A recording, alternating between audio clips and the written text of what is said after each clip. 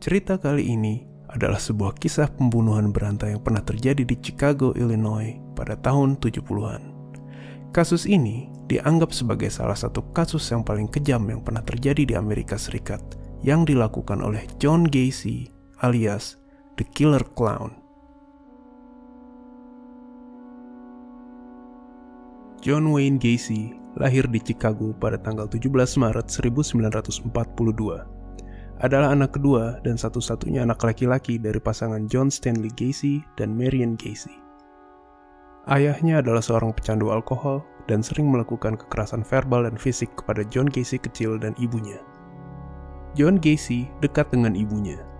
Namun bagi ayahnya, melihat John Gacy yang memiliki kelebihan berat badan dan tidak atletis adalah sebuah hal yang mengecewakan.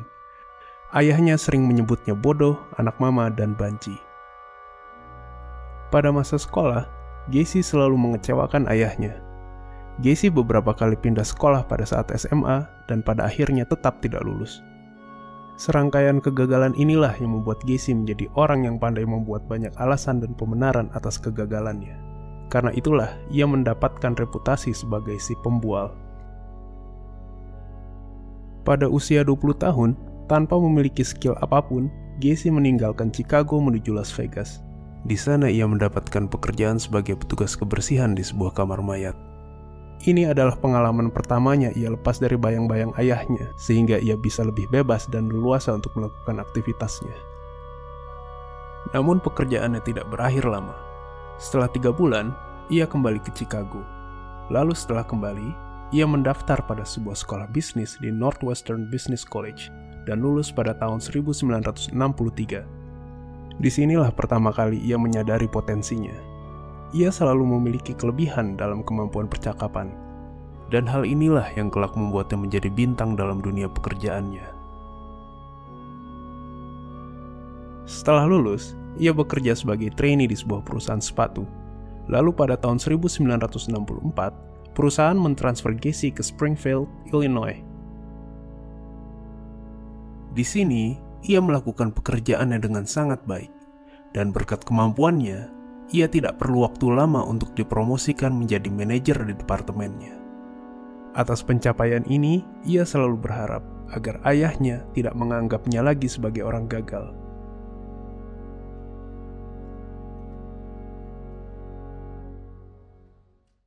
Pada September 1964, Gacy menikah dengan Marilyn Myers, seorang rekan kerjanya. John dan Marilyn memulai hidup baru di Waterloo, Iowa. Mereka memiliki 2 orang anak. Ayah dari Marilyn melihat potensi yang menjanjikan dari Gacy, dan lalu menginginkannya untuk menjadi manajer di 3 cabang fast food yang dikelolanya di Iowa. Saat itu, John Gacy menjadi bintang baru dalam dunia bisnis lokal, dan menjadi orang yang populer di komunitasnya. Namun kehidupan damainya tidak berjalan lama hingga akhirnya Gacy mulai melakukan kekerasan seksual pada anak muda di lingkungannya. Pada Agustus 1967, Gacy melakukan pelecehan seksual terhadap Donald Voorhees yang berusia 15 tahun. Gacy memikat Voorhees ke rumahnya dengan janji akan menunjukkan film-film porno kepadanya. Lalu, ia menghujani Voorhees dengan alkohol dan lalu membujuknya untuk melakukan oral seks. Selama bulan-bulan berikutnya, Gacy juga melecehkan beberapa pemuda lain, termasuk seorang yang dia dorong untuk berhubungan seks dengan istrinya sendiri agar selanjutnya ia bisa memerasnya untuk melakukan oral seks padanya. Pada bulan Maret 1968, Voorhees melaporkan kepada ayahnya bahwa Gacy telah melakukan pelecehan seksual terhadapnya. Lalu Gacy dilaporkan kepada polisi dan kemudian ia ditangkap atas tuduhan melakukan sodomi. Gacy dengan keras menolak tuduhan ini, bahkan sampai melibatkan psikiater untuk melakukan evaluasi terhadapnya. Ia diperiksa selama 17 hari, dan pada akhirnya disimpulkan bahwa ia memiliki gangguan kepribadian antisosial. Dan para psikiater menyimpulkan bahwa ia kompeten secara mental untuk diadili. Akhirnya Gacy mengaku bersalah atas tuduhan sodomi sehubungan dengan Voorhees. Dan pada tanggal 3 Desember 1968, Gacy dijatuhi hukuman 10 tahun penjara di Lembaga Pemasyarakatan Anamosa. Pada hari yang sama, istrinya Marilyn mengajukan petisi cerai, lalu meminta rumah dan properti, hak asuh tunggal atas 2 anak mereka, dan tunjangan. Pengadilan memutuskan untuk mendukungnya, dan lalu proses perceraian diselesaikan pada tanggal 18 September 1969. Selama masa penahanannya, Gacy dengan cepat memperoleh reputasi sebagai tahanan teladan. Hanya dalam beberapa bulan setelah kedatangannya, dia menjadi kepala juru masak di penjara. Pada hari Natal tahun 1969, Gacy menerima kabar bahwa ayahnya telah meninggal.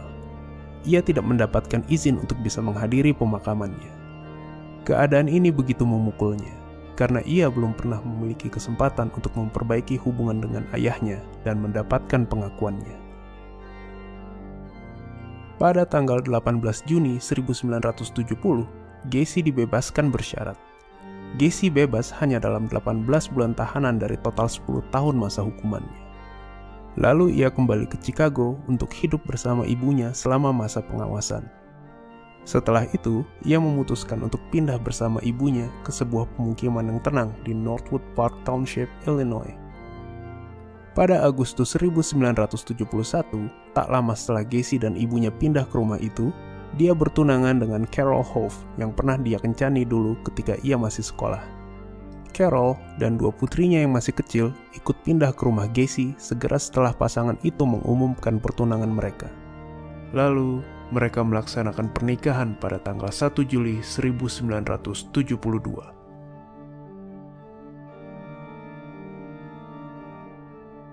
Timothy Jack McCoy adalah seorang remaja 16 tahun yang bertemu dengan Gacy di terminal bus Greyhound Chicago. Lalu Gacy mengelabuinya agar masuk ke dalam mobilnya. Gacy kemudian membawanya berkeliling Chicago. Setelah itu, ia meyakinkan McCoy untuk menginap di rumahnya dan berjanji keesokannya ia akan mengantar McCoy ke terminal bus agar ia bisa kembali ke rumah ayahnya di Omaha, Nebraska. Saat itu, McCoy dibuat mabuk hingga tak berdaya. Kemudian, Gacy melakukan pelecehan seksual kepadanya. Pada pagi harinya, Gacy terbangun dan melihat McCoy sedang berdiri di depan kamarnya sambil memegang pisau. Gacy lalu tiba-tiba bangkit dari tempat tidurnya dan mendekati McCoy. Namun secara refleks, McCoy yang terkejut lalu tidak sengaja melukai lengan Gacy. Gacy lalu mengamuk dan membunuh McCoy dengan merebut pisau tersebut dan menusuk dadanya berkali-kali. Gacy lalu mencuci pisau tersebut di kamar mandinya saat McCoy dalam keadaan sekarat. Setelah itu, ia pergi ke dapur dan mendapati sekotak telur yang baru dibuka dan daging asap yang belum dipotong di atas meja dapurnya. Ia juga melihat meja makan yang telah diatur untuk 2 orang. Lalu Gacy baru menyadari bahwa McCoy bermaksud membangunkannya untuk sarapan. Namun tanpa sadar, ia membawa pisau ketika sedang membangunkannya sehingga terlihat seolah sedang mengancamnya. Dalam kasus ini, tidak ada orang yang tahu dan curiga. Bahkan, McCoy yang tidak kembali ke rumah ayahnya telah dianggap hilang dan tidak ada yang mencarinya. Hal ini membuat Gacy bisa bercuci tangan dari perbuatannya. Selain karena tidak ada polisi yang mencarinya, juga karena John Gacy dianggap sebagai orang yang memiliki reputasi baik di lingkungannya. Pada tahun 1974, Gacy mendirikan bisnisnya di bidang konstruksi dan dekorasi, dan ia merekrut banyak anak muda sebagai pekerjanya. Bisnisnya berjalan dengan sangat baik, namun setahun setelahnya, istrinya, Carol, menggugat cerai. Hal ini disebabkan karena Carol menemukan banyak video homoseksual dan juga menemukan beberapa foto pria tanpa busana dan beberapa dompet milik pria lain di dalam rumah dan di dalam mobilnya. Setelah bercerai, Gacy mulai aktif mengitari jalanan distrik gay di Chicago, mencari-cari lelaki muda untuk ia bawa. Saat itu juga, pada tahun 1975, telah beredar kabar tentang banyaknya lelaki muda dilaporkan hilang di kota itu. Namun, tidak ada kecurigaan yang mengarah kepada Gacy.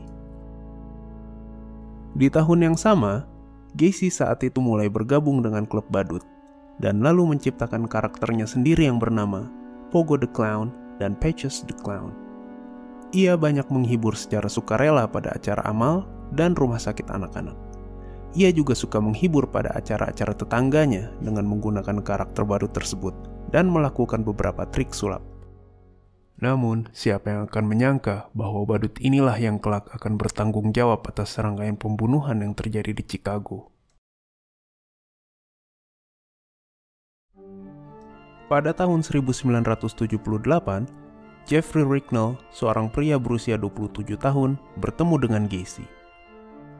Jeffrey diajak ikut masuk ke dalam mobilnya dengan menawarinya marijuana. Ia kemudian dibius di mobil tersebut hingga tak sadarkan diri. Setelah tiba di rumah, lalu Gacy melecehkannya dan menyiksanya. Bahkan, Jeffrey sampai kembali dibius beberapa kali dalam keadaan tak sadar. Setelah Gacy merasa puas dengannya, lalu Gacy membawa Jeffrey ke sebuah patung di Lincoln Park, Illinois, dan mencampakkannya di sana dalam keadaan hidup namun tidak sadar. Beberapa waktu kemudian, Jeffrey mendatangi polisi dan melaporkan kejadian ini. Dalam pemeriksaan, polisi mendapati beberapa luka bakar di dada dan di wajah Jeffrey. Lalu polisi menahan Gacy. Namun, pada akhirnya tetap saja Gacy bebas dan tidak dihukum karena tidak terdapat bukti yang cukup. Robert Jerome Piest, seorang remaja 15 tahun yang bekerja sambilan di sebuah apotek yang sedang menabung untuk biaya kuliahnya. Ia adalah seorang remaja yang populer di sesama teman sebayanya dan juga seorang anak yang sangat disayangi oleh keluarganya. Pada tanggal 11 Desember 1978, malam itu ibunya, Elizabeth, datang untuk menjemputnya dari tempat kerjanya. Hari itu adalah hari ulang tahun ibunya, di mana mereka sudah berjanji akan merayakan ulang tahun Elizabeth bersama dengan keluarganya. Ketika dijemput, Robert meminta izin pada ibunya karena ia ingin berbicara sebentar dengan seseorang yang menawarinya pekerjaan di bidang konstruksi dengan gaji yang lebih besar. Namun setelahnya, ia tidak pernah kembali. Tidak lama, polisi langsung mendapatkan laporan dari Elizabeth bahwa anaknya Robert telah hilang. Dan setelah itu, polisi langsung melakukan penyelidikan. Dalam penyelidikan, polisi mendapat informasi dari apotek tempat Robert bekerja, bahwa apotek tersebut belum lama ini pernah mengalami perbaikan dengan menggunakan jasa dari sebuah perusahaan kontraktor konstruksi. Lalu, polisi mendapatkan nomor telepon kontraktor tersebut. Dari nomor telepon, maka polisi bisa melacak alamat dan nama lengkap dari pemilik nomor telepon tersebut. Polisi kemudian mendatangi rumah Gacy untuk menanyainya. Ketika ditanya, Gacy bersikap kurang bisa bekerja sama dan tampak kegugupan dari sikapnya. Lalu, polisi melakukan pemeriksaan ke dalam dan di sekitar rumahnya. Di dalam rumahnya, polisi menemukan sebuah jalur tersembunyi menuju ruang sempit di bawah lantai rumahnya. Namun, polisi tidak menemukan apapun di sana. Hingga akhirnya, polisi meninggalkan rumah Gacy. Meski demikian, kecurigaan polisi tetap terarah kepada Gacy, sehingga ia diawasi selama 24 jam oleh pihak kepolisian. Beberapa hari kemudian, polisi melakukan penggeledahan kedua setelah mendapatkan banyak informasi dari penyelidikan dan mendapatkan beberapa kesaksian dari kerabat beberapa orang yang pernah hilang sebelumnya. Lalu, polisi melakukan penggalian tanah di ruang sempit yang sebelumnya pernah ditemukan. Pada akhirnya, kecurigaan polisi membuahkan hasil. Dalam penggalian, ditemukan sebuah kerangka manusia, dan lalu disusul kerangka-kerangka lainnya dalam penggalian selanjutnya.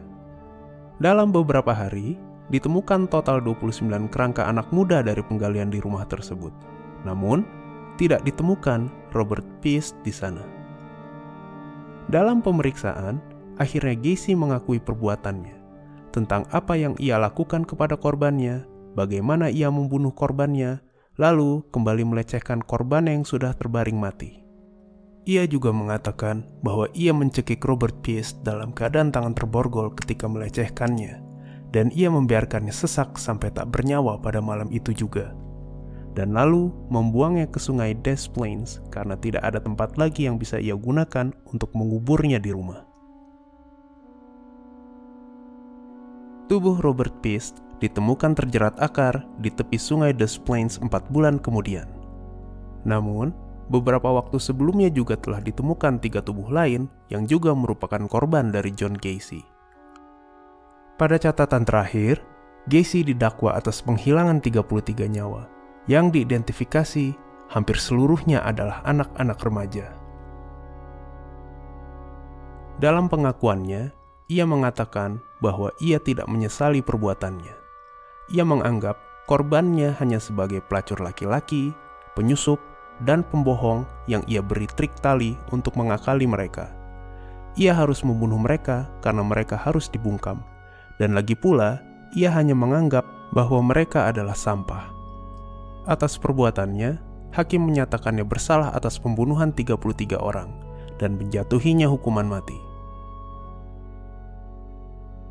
14 tahun kemudian, pada tanggal 10 Mei 1994, John Wayne Gacy diinjeksi mati. Setelah dinyatakan mati, seorang psikiater forensik yang pernah mewawancarai Gacy meminta izin kepada keluarga Gacy untuk mengambil bagian dari otaknya untuk diperiksa sebagai objek penelitian. Dan hasilnya, tidak didapat apapun yang abnormal dari otaknya.